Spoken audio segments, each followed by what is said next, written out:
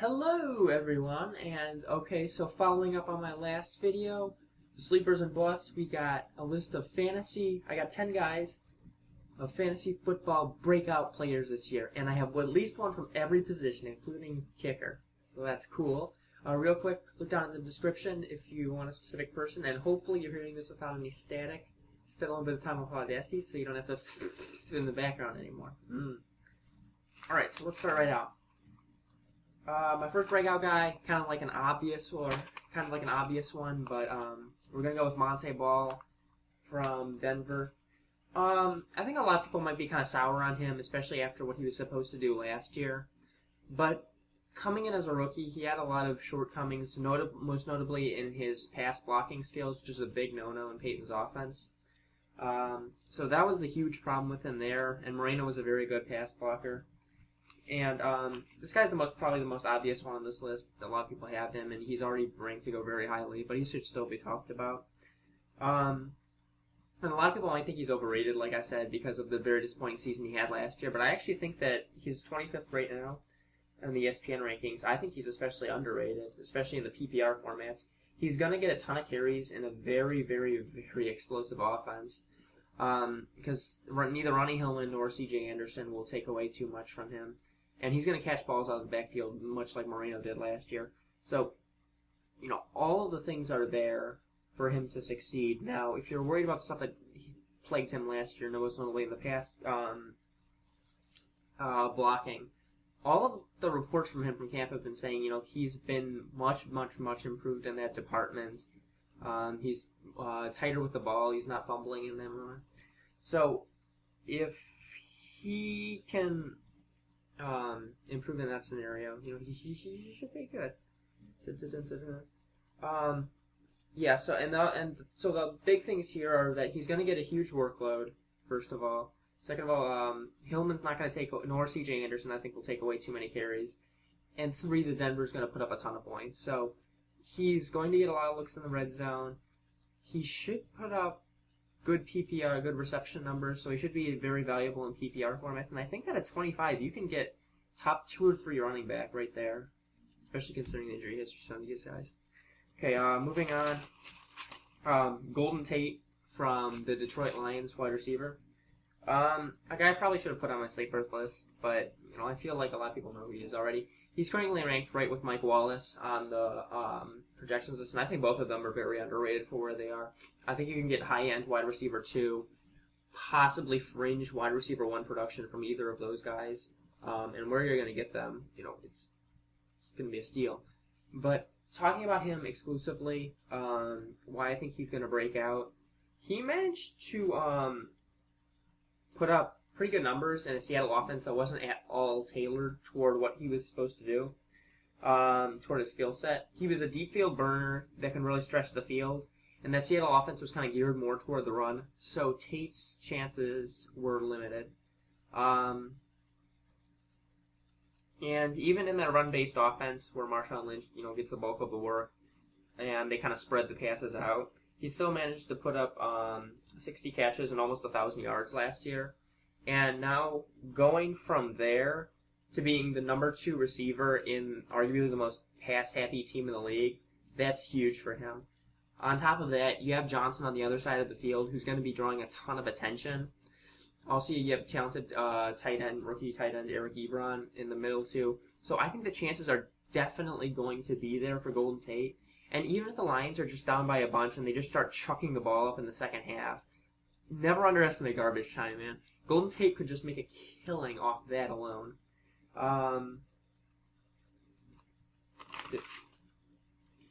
Yeah, so I think his speed, his skill set, combined with the fact that he's in a great offense for him to succeed in, he could put up huge numbers this year. Look at another maybe possibly 70, maybe that's a little bit high, but 70 to 75 catches this year, maybe 1,200 yards and 78 touchdowns, I don't know. Breaking out's kind of subjective, so it varies from person to person what they really think breaking out is, but I think he'll put up a career year. No, and I think that's breaking out enough. Next up is Toby Gerhart. He's my one holdover from the sleepers list. And looking at the rankings now, he probably shouldn't have been on that list because he's moved all the way up into like the 50s or something like that in the rankings. He's ahead of guys like Bishop Sankey now, and he's like right behind C.J. Spiller. So he's not really a sleeper anymore, I would say, because of how highly he's ranked. But I do think that he could be a breakout guy. He definitely has a chance to put together an impressive year because of the situation he's in. Like I said before, breaking out is subjective, but I think producing way past your career numbers can be seen as breaking out enough, and I really think Gerhart will do that. He's a bruiser, big tough back that should be able to handle the heavy workload he's going to get because Jordan Hodman and, well, maybe Storm Johnson might take something away from him late in the year, but early on, he should get a ton of a workload. And he should be able to put up very good numbers for your number 2 running back or flex level just based on his sheer volume of carries alone. And whether he produces like Maurice Jones-Drew in his prime, probably not. So temper your expectations. You're not going to be getting some insane amount. But for him to produce way past his career numbers, maybe get 10 touchdowns, I think that's very possible, even in this Jacksonville offense, because he's going to get those goal line carries. And his career numbers have dictated that he's not a guy that's, he just, like a Trent Richardson last year, where he's just going to hit and going down. He's putting up very good yards per carry, and he's quite an efficient back. So I think that Gerhart might surprise a lot of people, as well as Jacksonville offense as a whole, with all the weapons that they had in the offseason. On top of that, Luke Jokel is healthy again. They had some redoing of the offensive line. They lost their center, Brad Meester, who's been there for a long time. But they also had Zane Beatles, the guard from the Broncos, I believe. And so if that offensive line can work better, they worked with like a zone blocking scheme last year. But if those guys can be better, they should be pretty good this year. Gerhart should be pretty good this year, just based on the volume alone. Next up, the Rams defense. I really do think that the defense as a whole can break out this year when the whole unit steps from being, just kind of average to up there in elite. And again, they aren't really a sleeper because they're ranked pretty highly right now.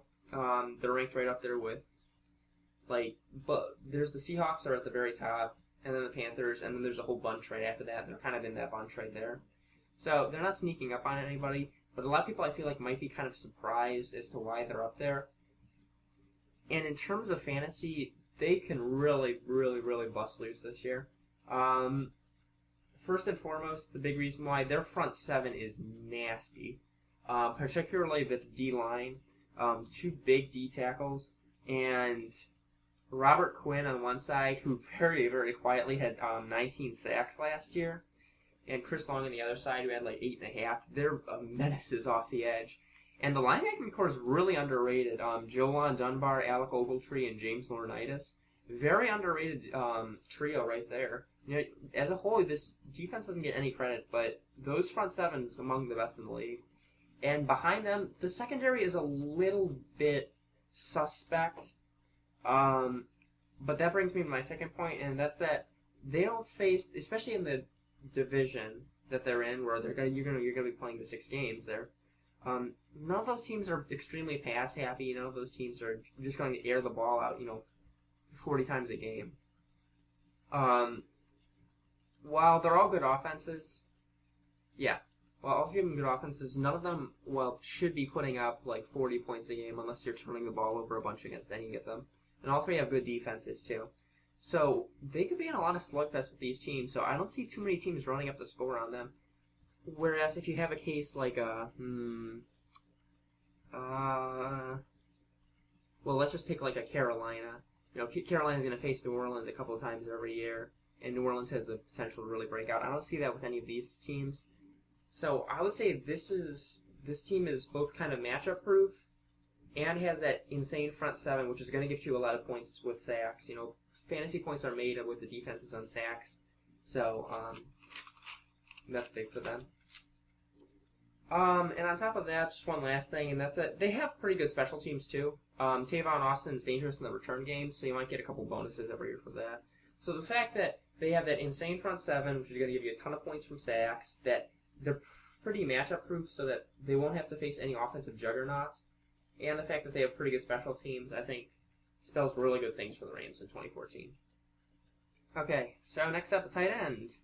Kyle Rudolph. Rudolph, the red zone reindeer. He was a sleeper and breakout candidate last year. I think a lot of people were kind of duped by him.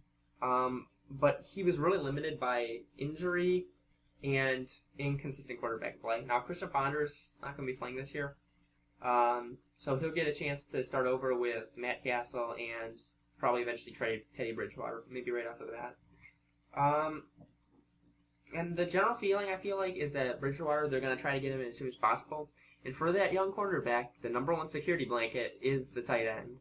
On top of that, Rudolph is probably the best receiver in this system. You could make some arguments about Cordero Patterson. He's extremely talented, but he's kind of more like the gadget type guy, which you just try to get the ball in his hands any way that you can. But Rudolph as a pure receiver, could be the best of the bunch. And, if you're looking at maybe like 60, 65 catches from him, he could really provide you great production late in the draft if you missed out on like a Jimmy Graham or Julius Thomas early.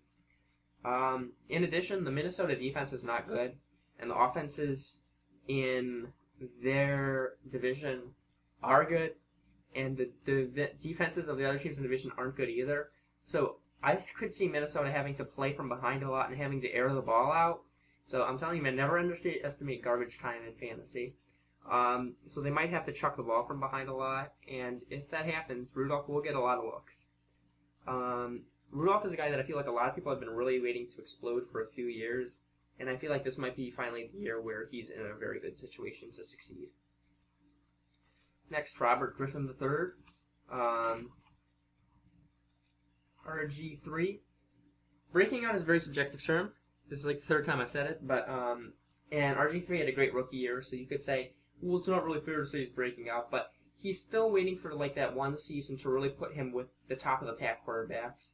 And especially after last year's disappointing year, he's really looking for that great year to put him with the upper echelon.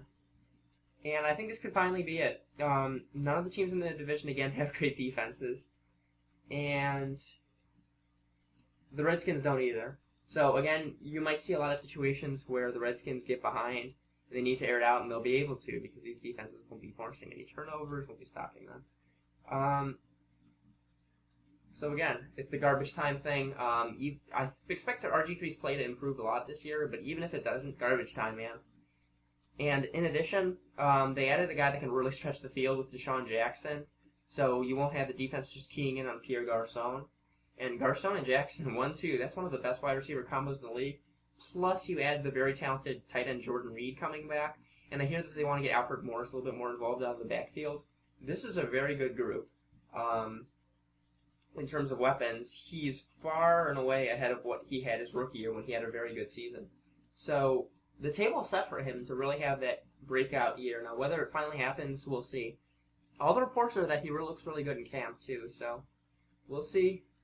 Fingers crossed, I guess. Rueben Randle for the Giants, wide receiver next up. Not much that I really have to say about him. I'm really high on the Giants this year, to be honest with you. Like I said in my last video, Eli Manning, I expect to be one of my bounce back guys, kind of like a sleeper this year, especially for the deep league. And Randle this year, for all the disaster that happened with the New York Football Giants last year, and with Hakeem Nicks ahead of him, and with Victor Cruz ahead of him, Randle still managed to put up 40 catches and about 600 yards.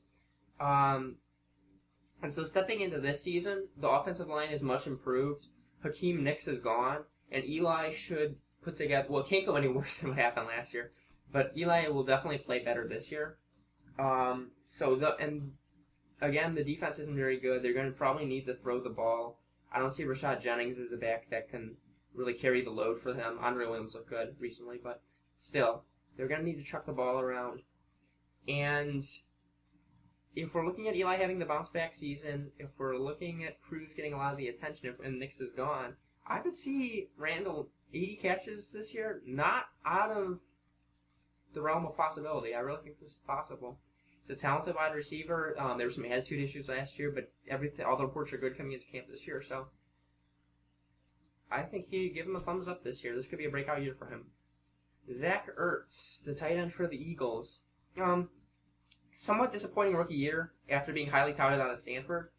But Chip Kelly is huge on him and has even come out and publicly said, he will be playing a huge role this year. And in addition, tight ends often take a little time to get acclimated with the game, a little bit longer than usual. You saw him and Tyler Eifert kind of struggle to make an impact last year. But this year, with Deshaun Jackson gone, someone's going to need to pick up the slack. And Jeremy Maclin, he has health issues too. Riley Cooper's more of a guy that you just give about 5 targets a game, try to get one of the long ones. And someone's going to need to really pick up the slack. And I think Ertz is poised to eat up a lot of those targets that were left over. If you fail to get a tight end early, Ertz is a great high upside option late in the draft. It was Philadelphia offense is definitely going to score points. And, somebody's going to need to, down in the red zone, Nick Foles, he's going to be looking for the tight end. Even Brent Selleck. Selleck's nothing special as talent, but he put up pretty good numbers last year. So Ertz is definitely poised to break out, I'd say. Ryan Tannehill. Tannehill had a terrible sophomore season last year, doing huge parts being sacked 58 times. Insane. Okay? As I talked about in my Sleepers Bust video, the Dolphins revamped their O-line and added a very good pass blocking back in Noshawn Moreno. You saw what he did with the Broncos last year. And I know that pass blocking can destroy quarterback seasons. You can look at what happened with David Carr when Houston was the expansion franchise. The poor guy just got absolutely sieged on every single town. And it's no wonder his career fizzled out because he couldn't do anything. I mean, it's impossible to make great throws when you don't have any time to make the throws. So, Tannehill had terrible blocking last year, and actually still managed to put up not great but respectable numbers, all things considered, in that pretty bad Miami offense. With the revamped O-line, I expect Tannehill and Mike Wallace to be a great combo this year. I put Mike Wallace in my sleeper video. And for Tannehill to finally put up numbers befitting of, a high-level starting quarterback that's job isn't in jeopardy. And his success should benefit my last player here. Caleb Sturgis, the kicker for the Dolphins. Okay, I thought it would be kind of hard to think of a kicker that would really break out this year, but Sturgis is actually a guy I quite believe in. A little backstory is that he was a tremendous kicker for the University of Florida, and I believe they spent a 4th or 5th round pick on him, which rarely happens with the kickers. And so he was actually quite disappointing his rookie year, and due to the somewhat anemic Dolphins offense, he didn't get that many opportunities either. But with all the upgrades the Dolphins made, the offense should definitely score more points. There should definitely be more opportunities to put up points on the board. And Sturgis was an extremely good kicker. He was one of the few kickers that you can actually point out that I actually knew by name from when he was in college, because he always made his kicks. Converted. He always converted. As evidenced by his collegiate career. If my hunch that Sturgis' last season was just kind of an anomaly, and that he'll kick at an elite clip this year, I think he could put up numbers that are up with the top round guys. I'm never a big fan of taking kickers early in to be honest, in any round later than the very last one, because the production is just so up and down, and you can just get guys off the waiver wire. It's more off,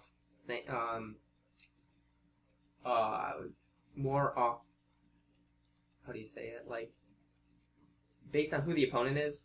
So I think that if you're going to wait until the very last round, especially in a deep league, Sturgis is a good guy to gamble on. He's not much of a gamble, but I think he could put up very surprising kicker numbers this year. Okay, well, that's it. Thank you guys so much for watching. Hope you enjoyed the no static. Yeah. So, cool, thanks.